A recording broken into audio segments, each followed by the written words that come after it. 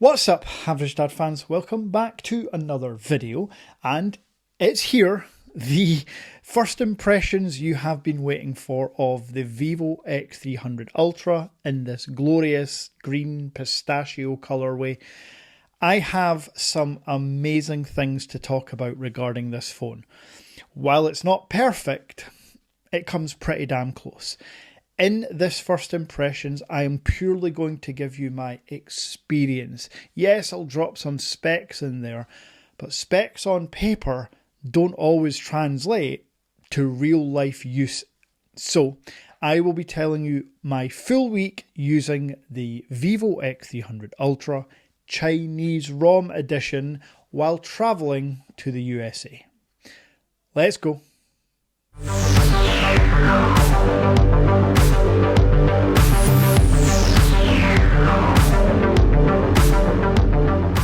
So first things first, because it's a question I still get all the time, and I get it. If you're going to part ways with close to £1,000 of your money, you're going to want to know if it works. Well, I live in the UK 99% of the time, and all bands 4G and 5G have worked on every Chinese ROM phone I've had over the past couple of years. However, I know that particularly in the United States, there are certain networks that are, well, they're kind of arsey about letting phones outside of Apple, Google and Samsung use their networks. However, please take notes. You can contact your network provider and they can add certain devices to their network. By law, and again you can Google this, they have to. They cannot lock out manufacturers or devices from using their network. So if you're in the USA or anywhere for that matter and your device isn't getting full 5G support, contact your network provider.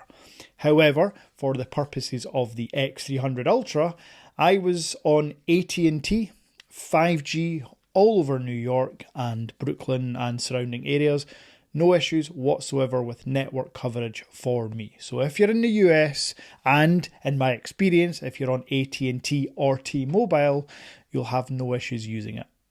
Now, it's a Chinese ROM, so there are still some other nuances outside of network coverage, and it's Wear OS support. So the Oppo Watch X3 does not connect with the Vivo X300 Ultra Chinese version. There is also no eSIM support on the Chinese version. However, if you subscribe to the channel, you're going to see a global version in my hand, well, pretty goddamn soon without breaking any embargoes. So there is a global version coming, rest assured. Now, outside of the Chinese ROM nuances, this is Origin OS with Android 16. Origin OS is fantastic. It's been on the Chinese versions of Vivos for years and years and years. We were always stuck with FunTouch if we bought global versions. Well, as of last year, Origin OS is now the global software skin as well as the Chinese. So get yourself familiarised with the software that Origin OS gives you, because there is lots of features. Still to this day, my favourite thing is having an app drawer, and then with a simple swipe, you have your widget kits, and there are so many to choose from. Yes, there's a lot of Chinese text on this, but the global version will not have that Chinese text. Now that the software and insides are kind of out the way, let's just talk about it. Let's just kick back, relax, and talk about how I've enjoyed using the Vivo while on holiday with family. So first of all, I want to talk about the battery. The battery life on this thing is superb. 6600 mAh cell paired with the Snapdragon 8 Elite Gen 5 chip and Origin OS. If anybody watched the Oppo N6 versus Honor V6 video, you will know that software skins and efficiency plays a huge part as to what you can draw from a large silicon carbon battery. While the N6 has a 6000 mAh cell, it came nowhere near the 7000 mAh of the V6, not just because of capacity, but because of efficiency and optimization. Well, Vivo with its 6600 mAh cell and a well-optimized software skin and battery management, especially in a Chinese version, this is a 2-day phone comfortably. And I can 100% attest for that. And this is with a brand new phone. Like Pixels and Samsungs of the world, Vivos take a week or two to learn your battery life, learn your battery usage, I should say. So the fact that I'm getting 2 days solid from it right out the box is a major bonus. And folks, I can promise you this was used all day, every day. Google Maps, photos, videos, constantly, and the odd YouTube video to keep the kids quiet when we're trying to eat at a restaurant, but constantly. I took, 200 videos, 800 photos over the past 6 or 7 days in New York. Now, outside of battery life, just general usage, 6.82 inch display, and it's a Quad HD display, which is important because other manufacturers with their flagships seem to be verging towards Full HD plus resolution. As I've talked about so many times, you really can't tell the difference too much. But if you're paying a premium price and it's an Ultra phone, for me, an Ultra phone should have an Ultra display. And at 6000 nits of peak brightness, there's no scenario where you can't read the display. Now, this is, of course, just a short first impressions, my usage around New York City. But this Vivo will be compared to the Honor Magic 8 RSR, the Leica Lightphone from Xiaomi, and if I can be bothered, the Samsung S26 Ultra. But I don't say this to put Samsung down. I say this truly from the heart. The Samsung S26 Ultra does not come close to these devices in terms of battery, cameras, excitement, enjoyment factor. So I'm not sure Samsung deserve to be in a comparison with these. And I'm just being honest, I don't hate Samsung before you start crying. But we do have to talk about the cameras on this device. The triple camera setup, yes, it's triple, not quad like some Ultra phones, but stay tuned because the triple camera setup on this device is mind-blowing. It's a 200 megapixel 1/1.2 inch wide, a near 1 inch sensor with 200 megapixels. And before you say the Samsung has 200 megapixels, the sensor size on this is close to twice the size of that on the Samsung's 200 megapixel. In fact, the second 200 megapixel lens, yes, there's two 200 megapixel lenses on a smartphone for the first time ever. The second one is for zoom, and even that is larger than the Samsung's main 200 megapixel lens. Yes, the zoom lens sensor is bigger than Samsung's main. Last time I mentioned Samsung, I promise. The third camera is 50 megapixel ultra wide. While I'm talking, you're seeing numerous photos and videos taken from New York. And yes, you'll see a lot of black and white photos because I think New York lends itself to black and white photography. I also absolutely love the Zeiss collaboration between the colours, between the options, the photographic styles, the street photography mode.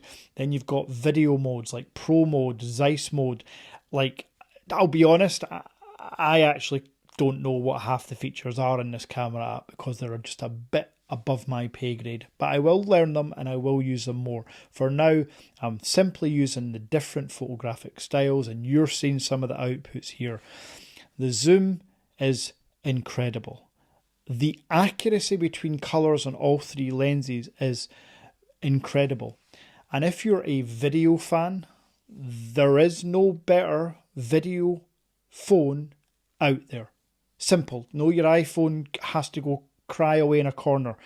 This has 120 frames per second on all rear lenses. Yes, you can shoot log at 120 frames per second on all of these. If you're an 8K fan, go ahead and use 8K as well on the rear lenses. Absolutely unbelievable from just the phone. Now, there is also the added accessories which you can buy. If you are an avid photographer, you can buy not one but two zoom lenses. Vivo are pushing the boat out this year and I am all for it. I've talked about detachable lenses and telephoto kits on phones for a couple of years now. while they are a nice novelty and using them for the first 1 or 2 times is great, I'm not the biggest user of them because I don't want to have to carry around 1 or now 2 lenses, because to be honest, the zoom lens without any attachable kit is plenty good enough for me. But I know there's a lot of people out there, well, I know for a fact because we've sold a bunch of the 1TB photography kit versions in that special big presentation box through the Average Dad Tech Store. So I know a lot of you are interested. I just don't think it adds enough for me. However, I will be testing and reviewing the photo kit, of course, you know I will. I do just have to mention, since we're talking about cameras though, and this is something I never thought I would truly miss on another device, but since using the Xiaomi 17 Ultra, or now the global version, which is a Leica Lights phone, I truly, and I'm not just making this up, I truly miss the camera ring. The physical camera ring that moves and helps you change your profiles or your zoom level or your exposure. I miss it. And when I grabbed the Vivo X300 Ultra, the first thing I done was that and realised, oh, this doesn't do it. So I may be in a minority here, but Vivo, Oppo, Honor, if you're watching, please just copy Xiaomi, because this physical zoom, this physical ring, I'm really missing it. And I think the Vivo would be amazing with a physical ring. While I've got them both here, we will do a full comparison, I promise. Hit sub if you want to see it. Look at the size of the Vivo ring here. 2 gorgeous phones. The one thing about Vivo against the Leica Lights phone is that's all you're getting in terms of colour and design. The Vivo, you can get this green/pistachio colour, you can get white or black. Stunning. Now, hopefully you've enjoyed my first impressions. I know a lot of you were desperate to hear my thoughts on it. I'm sorry it's taken so long. I've tried not to post anything while away on a family holiday. I did post one versus video with my dear friend Anakin, and it seems you all enjoyed that one, so thanks very much for watching and liking and sharing. I'll be back soon with a more robust review of the Vivo X300 Ultra, and as promised, that comparison video between the Leica Lights phone and the Honor Magic 8 RSR. And if you're anything like my WhatsApp members group, I know all about the Oppo X9 Ultra. Trust me, I know it's coming. And yes, I will have it.